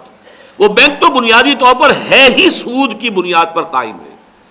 کم شرح سود کے اوپر ڈپازٹ لینا، زیادہ شرح سود پر قرض دینا، یہ بینک کا اصل بزنس ہے. اس میں جو ڈفرنس ہے وہ بینک کی کمائی ہے. اللہ اللہ خیر صلی. تو یہ تو گویا کہ سرتا سر سرتا پا سود ہی کا ادارہ ہے، لہذا اس کی ملازمت جو ہے یہ سب سے زیادہ خراب ہوگی. البتہ کوئی ٹیکسٹائل مل ہے، اس کا اصل بزنس تو ہے کپڑا بنانا، لیکن وہاں پہ سودی رقم لگی ہوئی ہے. یہ گویا کہ ثانوی درجے کے اندر پھر سود اس کے اندر آ گیا، بالواسطہ ثانوی. تو اس طریقے سے کم عملی شکل یہی ہو سکتی ہے دنیا میں کہ آپ گاڑھے سود کے مقابلے میں پتلے سود کی طرف، زیادہ گہرے سود کے مقابلے میں جو کم گہرا ہے سودی معاملہ اس کی طرف رفتہ رفتہ نکلتے آئیے، یہاں تک کہ اللہ تعالیٰ آپ کو بالکل اس سے پاک و صاف ہونے کی توفیق دے دے. ایک اور حدیث سنی عن ابی ہریرہ رضی اللہ تعالی عنہ قال قال رسول اللہ صلی اللہ علیہ وسلم. حضرت ابو ہریرہ سے روایت ہے، وہ فرماتے ہیں کہ حضور نے ارشاد فرمایا اتیت لیلۃ الاسرا بی علی قوم بطونہم کالبیوت فیہا الحیات ترا من خارج بطونہم فقلت من ہؤلاء یا جبرائیل قال ہؤلاء اکلۃ الربا. رواہ ابن ماجہ. ابن ماجہ کی روایت ہے، حضور نے فرمایا کہ جو مجھے معراج ہوا جس شب، تو مجھے لے جایا گیا، میرا گزر ہوا ایک ایسی قوم کی طرف، ایسے لوگوں کی طرف کہ ان کے پیٹ اتنے بڑے بڑے تھے جیسے گھر ہوتے ہیں، اور ان میں بھرے ہوئے تھے سانپ جو ان کے پیٹوں کے باہر سے بھی نظر آ رہے تھے، وہ کل بلاتے ہوئے سانپ اندر. میں نے پوچھا جبرائیل یہ کون لوگ ہیں؟ جبرائیل نے جواب دیا یہ سود خور ہیں، سود کے کھانے والے. وعنہ انہی حضرت ابو ہریرہ سے روایت ہے قال قال رسول اللہ صلی اللہ علیہ وسلم الربا 70 حوبا ایسرها ينكح الرجل امه. رواہ ابن ماجہ. یہ جو سود ہے اس کے 70 حصے ہیں گناہ کے، چھوٹے بھی بڑے بھی. ایک اور روایت میں جزءن کا لفظ آیا ہے، الربا 70 جزءن، جز ہیں اس کے اجزاء ہیں 70. ایسرها، اور ان اجزاء میں سے یا ان گناہوں میں سے سب سے ہلکا اس کے مساوی ہے ان ينكح الرجل امه، کہ کوئی شخص اپنی ماں کے ساتھ بدکاری کرے. یہ تو شناعت سود جو ہے، حرمت ربا اور شناعت ربا کے بارے میں یہ 3 احادیث کافی ہیں. اب وسعت کے بارے میں دیکھیے. عن ابی ہریرہ رضی اللہ تعالی عنہ ان رسول اللہ صلی اللہ علیہ وسلم قال لَيَأْتِيَنَّ عَلَى النَّاسِ زَمَانٌ لَا يَبْقَى أَحَدٌ إِلَّا أَكَلَ الرِّبَا فَمَنْ لَمْ يَأْكُلْ أَصَابَهُ مِنْ بُخَارِهِ قال ابن عیسیٰ أَصَابَهُ مِنْ غُبَارِهِ۔ یہ ابو داود، نسائی اور ابن ماجہ میں روایت ہے حضرت ابی ہریرہ سے کہ حضور نے فرمایا لوگوں پر ایک زمانہ ایسا آ جائے گا کہ کوئی انسان نہیں بچے گا جو سود نہ کھاتا ہو، اور اگر کوئی شخص سود کھائے گا نہیں تو بھی اس کا دھواں تو اس کو ضرور پہنچ جائے گا۔ اور ایک اور روایت جو ابن عیسیٰ سے ہے اس میں یہ ہے کہ غبار تو اسے لازماً سود کا پہنچ جائے گا، یعنی وہ فضا میں اس طریقے سے ہوگا جیسے آپ کو معلوم ہوتا ہے کبھی ڈسٹ سسپینشن ہو جاتا ہے، فضا میں غبار ہے، اب کیا کریں گے آپ؟ سانس تو لینا ہے زندہ رہنے کے لیے، اور وہ غبار آپ کے اندر جائے گا، آپ نہیں روک سکتے۔ اسی طرح دھواں ہے کہیں، اب آپ یہ تو نہیں کر سکتے کہ سانس روک لیں، آپ سانس لیں گے اس میں دھواں جائے گا اندر، تو گویا کہ اس طریقے سے وہ فضا کے اندر حل ہو جائے گا، اس طریقے سے اس میں موجود ہوگا کہ کسی انسان کے لیے بھی دخان یا غبار یا بخار، یہ تین الفاظ آتے ہیں، دھواں یا بھاپ یا غبار، یہ تو ہر شخص کے اندر جائے گا۔ باقی جو شخص براہ راست ملوث ہو اس کے بارے میں تو جو روایت ہے وہ آئی گئی ہے۔ عن مسروق ابن عبداللہ عن النبی صلی اللہ علیہ وسلم، حضرت مسروق سے عن عبداللہ، وہ عبداللہ سے روایت کرتے ہیں اور وہ حضرت نبی اکرم صلی اللہ علیہ وسلم سے آپ نے فرمایا الربا ثلاثۃ وسبعون بابا، سود کے 73 شعبے ہیں، 73 دروازے ہیں۔ یہ اصل میں مسئلہ ہے جس کے بارے میں کہ پھر حضرت عمر نے کہا کہ ہم پر پوری طرح بات واضح نہیں ہو سکی، اس لیے کہ ایک مزارعت کی ایک شکل کے بارے میں بھی حضور نے کہا یہ سود ہے۔ حضرت رافع ابن خدیج کی بڑی مشہور روایت ہے کہ وہ تھے مہاجر، حضور ایک دفعہ کہیں مدینے سے باہر نکلے، دیکھا کہ وہ ایک کھیت میں کام کر رہے ہیں، پوچھا رافع یہ تم کیسے یہاں اس کھیت میں؟ کہنے لگے یہ فلاں انصاری کی زمین ہے، تو میرا ان سے معاہدہ ہوا، محنت میں کروں گا، کاشت میں کروں گا، پھر ہم تقسیم کر لیں گے۔ فرمایا قد اربیتما، نہیں نہیں نہیں نہیں، تم نے یہ سودی معاملہ کیا ہے، رد الارض الی اہلہا، زمین لوٹا دو جو مالک ہیں ان کو، اور اس پہ جو تم نے خرچ کیا ہے، انویسٹ کیا، وہ ان سے وصول کر لو۔ اب اس روایت کو مانتے سب ہیں، سب مانتے ہیں کہ صحیح ہے، لیکن تعویل یہ کی ہے کہ یہ خاص قسم کی مزارعت تھی، اور وہ مزارعت یہ ہوتی تھی کہ ایک کھیتی ہے، اس کے ساتھ جو پانی کی نالیاں چل رہی ہیں، تو جو پیداوار ان نالیوں کے دونوں کناروں کے ساتھ ساتھ ہے وہ تو مالک کی، جو ذرا دور ہے وہ مزارع کی۔ یہ شکل جو ہے اس کو آپ نے کہا سود۔ میرے نزدیک یہ بالکل غلط ہے، اور اس موضوع پر میں نے کتاب شائع کی تھی، 15-20 سال ہو گئے اب تو اس کو، اب تو مولانا تحسین صاحب کا انتقال بھی ہو گیا رحمہ اللہ، تو ان کی کتاب کو میں سمجھتا ہوں حرف آخر ہے اس موضوع کے اوپر کہ یہ بالکل غلط تعویلیں ہیں۔ مزارعت ربا ہے، اس لیے کہ مزارعت میں یہ مزاربت والی بات ہو ہی نہیں سکتی۔ مزاربت کیا ہے؟ اگر کاروبار میں نقصان ہو گیا تو سارا سرمایہ جو اصل مال رب المال ہے اس کا گیا، اور یہاں یہ کہ فصل برباد ہو گئی تو زمین والے کی زمین تو وہی کی وہی ہے، کچھ بھی نہیں بگڑا اس کا، وہ تو سارا نقصان جو ہے وہ محنت جس نے کی ہے اس کی ہو گئی۔ لہذا مزاربت پر قیاس نہیں کیا جا سکتا، یہ سودی معاملہ ہے، اور اس کو حضور نے قد اربیتما، تم نے سودی معاملہ کیا ہے۔ لیکن بہرحال جیسا کہ میں نے عرض کیا ہے، فقہ کے اندر پھر یہ چیزیں جائز کی گئی ہیں۔ جب دور ملوکیت آ گیا، اور ملوکیت کے پنجے پاؤں ہوتے ہیں جاگیردار، جاگیرداروں پر 30,000 منصبدار، 20,000 منصبدار، 5,000، 10,000، انہی کے اوپر بادشاہ بیٹھا ہوتا تھا۔ لہذا یہ جاگیرداری جو ہے در حقیقت یہ پاؤں ہے، جیسے کنسلا چل رہا ہو اور اس کے آپ کو معلوم ہے سینکڑوں پاؤں ہیں، اسی طرح جو ہے بادشاہ کے یہ پاؤں ہیں جاگیردار، اور جاگیردار کے پاس جاگیر اتنی بڑی ہے وہ خود کاشت کیسے کرے گا؟ کر ہی نہیں سکتا، مزارعت اس کے لیے لازم ہے۔ لہذا اس کو جواز کا فتویٰ دیا قاضی ابو یوسف اور امام محمد رحمہم اللہ دونوں نے، جبکہ قاضی ابو یوسف نے قاضی القضات ہونے کا منصب قبول کر لیا، جبکہ ان کے استاذ امام اعظم امام ابو حنیفہ کا فتویٰ یہ ہے کہ ہر نوع کی مزارعت حرام مطلق ہے، اور انہوں نے قاضی القضات بننے کی آفر قبول نہیں کی تھی۔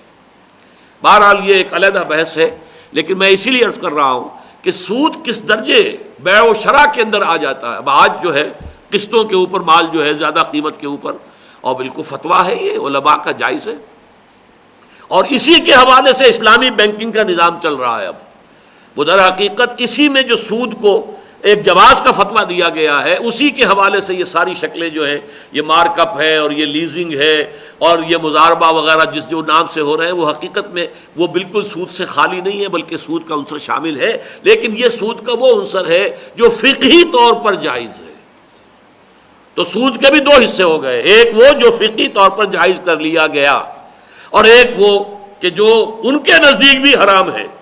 تو میں صرف یہ کہا کرتا ہوں کہ اگر ان علماء کی رائے پر مبنی بھی کوئی نظام بنے تو ایک حصہ تو سود کا ختم ہو جائے گا نا کم سے کم.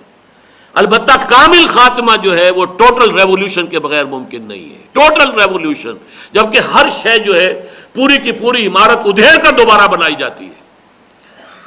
گفت رومی ہر بنا کونا کا آبادہ کنند تو نہ دانی اولا تعمیر را ویرا کنند. یہ سارا جاگیردارانہ نظام، یہ سارا زمینداری کا نظام، یہ سارے نظام تلپٹ ہوں گے تب کہیں جا کر سود کا خاتمہ ہوگا.